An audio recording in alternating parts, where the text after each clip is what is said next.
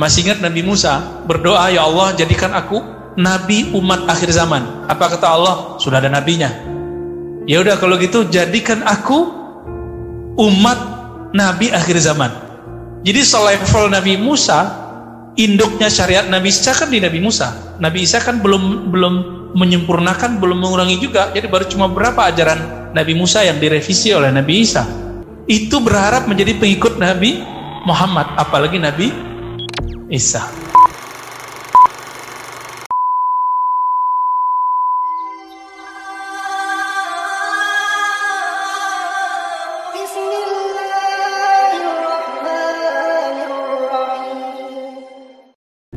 Ini yang disebut jauran, kezoliman di mana-mana. Di saat itulah Al-Mahdi itu kemudian datang ke Makkah, Madinah. Jadi Imam Al-Mahdi sekarang bukan di Makkah, bukan di Madinah, tapi beliau nanti akan datang ke sana. Kenapa? Di sana itu dijaga oleh malaikat-malaikat Allah sehingga Dajjal tidak bisa masuk. Gitu.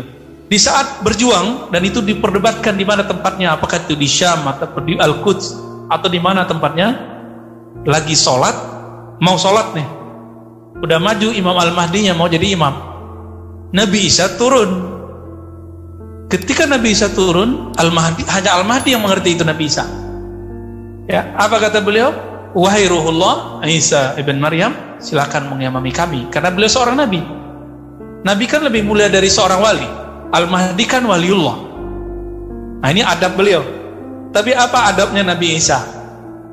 Masih ingat Nabi Musa berdoa, ya Allah jadikan aku nabi umat akhir zaman. Apa kata Allah? Sudah ada nabinya. Ya udah kalau gitu jadikan aku umat nabi akhir zaman. Jadi selevel Nabi Musa, induknya syariat Nabi Isa kan di Nabi Musa. Nabi Isa kan belum menyempurnakan, belum mengurangi juga. Jadi baru cuma berapa ajaran Nabi Musa yang direvisi oleh Nabi Isa. Jadi induknya di Nabi Musa.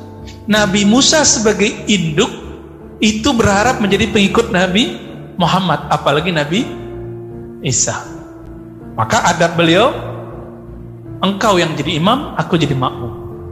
Maka Nabi mengatakan, betapa luar biasanya kalian ketika Isa turun, wa imamukum minkum. Imam kalian bukan Nabi Isa, tapi imam kalian adalah Imam Al-Mahdi. Ini bisa menolak asumsi yang ditakutkan oleh Shaltut. Shaltut mengatakan hadis mengenai Nabi Isa hanya memperkuat doktrin Kristen. Itu tidak benar.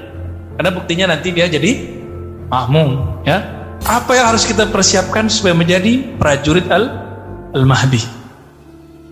Yang pertama yang harus kita persiapkan adalah tasdik. Percaya bahwa ada keturunan Rasulullah yang akan mewarisi ilmu Rasulullah SAW secara lengkap. Disebut al-ulama warasatul anbiya, ulama waris para nabi, maka pewarisnya yang paling lengkap itu adalah Al-Mahdi. Seandainya saya ini dijadikan oleh ulama, tapi saya belum tentu mewarisi semua ilmu nabi. Gitu. Seandainya Pak ya, saya belum tahu saya ini ulama atau tidak nih ya. Menurut antum ini ulama enggak? Ya, amin gitu. Ulama itu cirinya satu aja, takut kepada Allah. Bukan yang pintar baca kitab, Pak. Yang takut kepada Allah. Orang-orang itu kadang kalau taat malah berani sama Allah.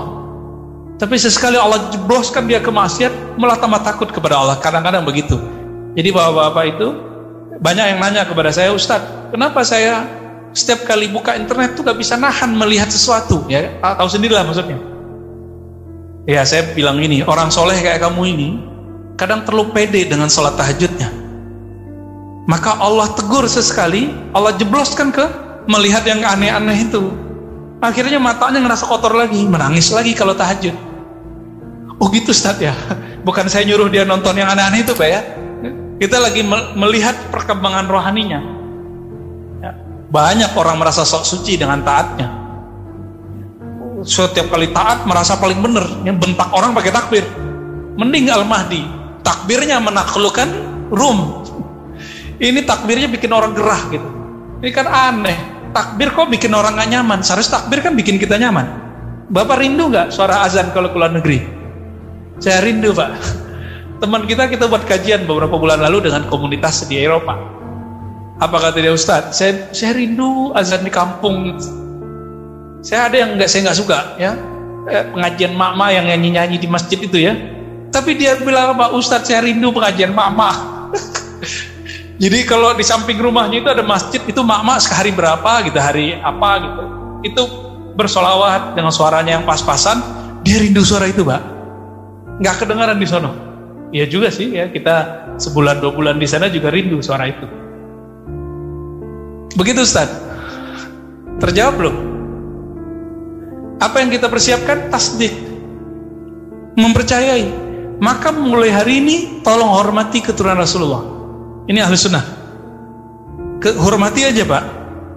Kalau ada orang habaib, walaupun habaib itu sama kayak kita, dia taat kayak kita, maksiat kayak kita, ilmunya mungkin ada yang lebih pintar bapak dari dia, tapi Allah muliakan dia. Kenapa bapak ini terlahir bukan keturunan Rasulullah, sedangkan dia keturunan Rasulullah? Pasti ada rahasia. Yang mengerti itu Al-Mahdi, Pak. Rahasianya itu rahasia di alam ruh.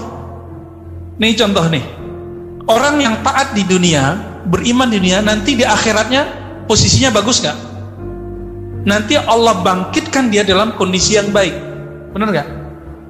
Orang yang berprestasi di alam ruh dulu, ketika dilahirkan di bumi, dia terlahir dalam 2 golongan.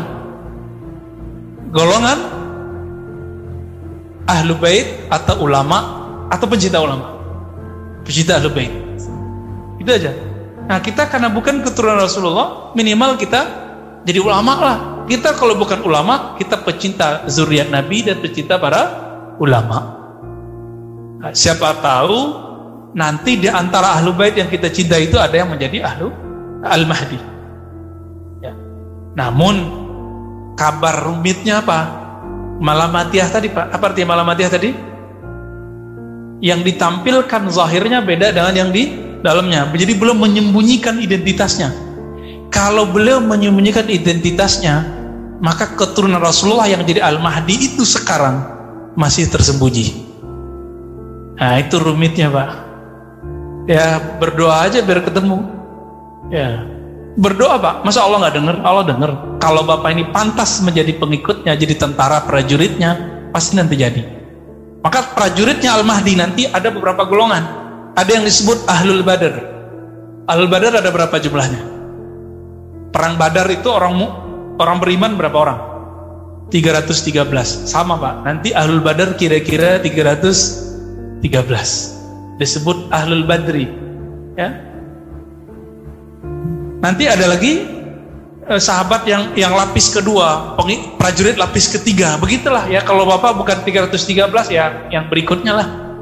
Kan jumlah semua sahabat Nabi ada 124.000. Maka jumlah prajurit Al-Mahdi yang paling inti ada 124.000. Siapa saja ini di antara kita yang sudah mulai menerima beliau, minimal menjadi pecinta, siapa tahu nanti menjadi prajuritnya kalau umurnya panjang. Kalau enggak, itu kata saya apa tadi? Minta Allah jemput nyawanya dengan indah sebelum itu. Tapi kalau Bapak begitu, itu cemen itu Pak, ya penakut itu. Para syuhada itu ketika mati, dia minta dihidupkan lagi Pak. Kan itu kata Nabi. Jadi setiap orang yang syahid, apa katanya? Ya Allah hidupkan aku.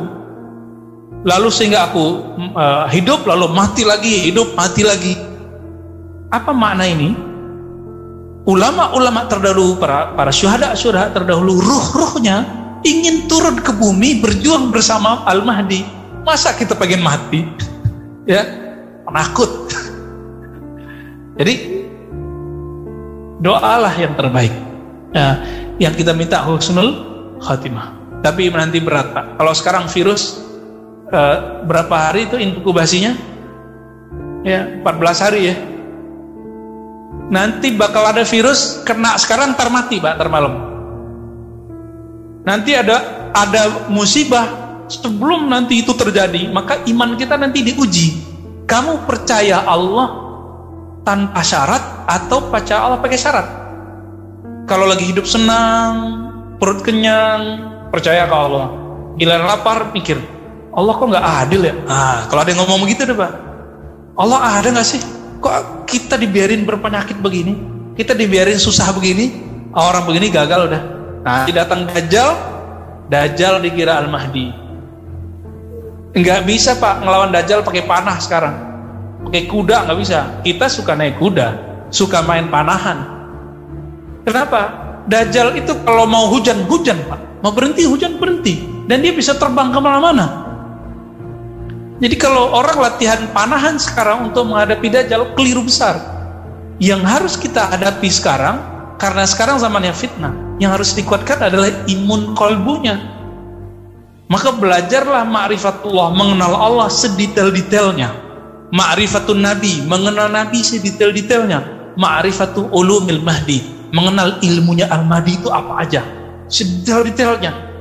Karena nanti kalau sudah ketemu ini, ada yang ngaku Al-Mahdi, kita tahu ente Dajjal. Padahal kesaktiannya sama. Kesaktian Al-Mahdi persis seperti Nabi Isa. Begitu juga kesaktian Ad-Dajjal mirip seperti Nabi Isa. Begitu juga mirip. Ini nanti bisa ambigu Pak. Saya cuma berdoa semoga kita semua selamat ya. Tapi jika Allah panjangkan umur saya ingin menjadi pejuang yang membersamai Imam Al-Mahdi.